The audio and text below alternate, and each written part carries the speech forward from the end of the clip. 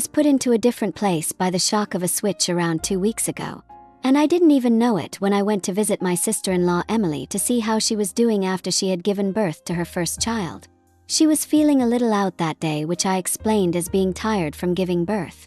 But I could feel something she was trying to say, and we spoke. And then Emily, after all that jumping around about it, let down her shoulder and said something that hit me like a freight train. My wife Jessica cheated on me 6 years before. Those words didn't sound like much. Emily shared that Jessica told her afterwards.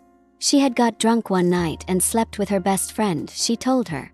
Emily said Jessica was so stoked that she was so mad. She assured her it was a one-time thing. Ears were ringing and my head was spinning.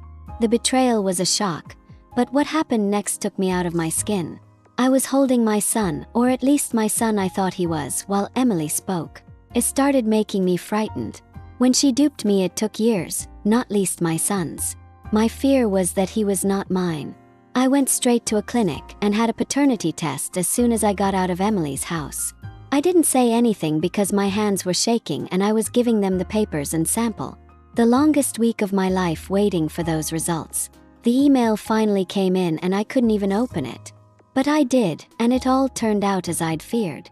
This boy I had held for 6 years was not my biological son. I looked at the results and worked out what they were. How could this happen?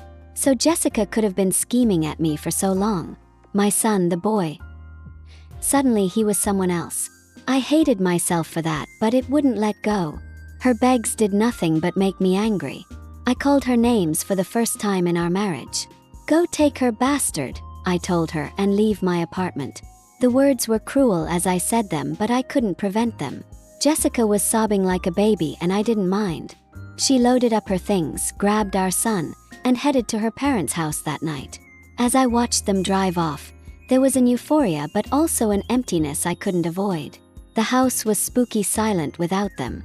I named it, it was my parents' gift at the time of our marriage. And so there was no question who stayed there. I sat there and tried to process it all. My father, my pillar of support, said I'd done the right thing. He didn't see why I should be raising a non-my-blood child, and I took him up on it. But my loss of family, that is, gnawed at me even now. I was advised by my younger brother to distract myself, and so I entered therapy. That was not an easy call, but it was the best one I have ever made. My therapist told me to attend to myself and give up the things that hurt me. She told me the boy was no longer mine, and that I should be looking after myself. She was right but unthinkable. I had known that child for 6 years, and now I had to unknow it. As for Emily, she said she did it to me because she felt bad. She said she didn't want to see me ecstatic with an outside son. She told me it was devouring her whenever we went to see her after the baby was born. I don't even think I believe her. Or maybe she just didn't want to take Jessica's shit. She thought I ought to know the truth. Either way, she changed my life for better or worse, and I still don't know. Jessica and our son are back after a week. She has not called or tried to call me, which is okay. And I am not going to call back either. My lawyer told me the paternity test would be successful in court if she pursued child support. So far, we are fine in the money. We never had our money and stuff mixed up, so divorce should be easy. Still, I dread the process. Marriage is never easy to leave, no matter what. So I have been throwing myself at work and the dogs. They are the only family left now, and they've been my refuge. I walk them for hours and try to stay mentally active. But there are times when the house seems too large and too vacant. Those are the moments where the sting is deepest. I think of the boy who used to call me dad, and if he is missing me.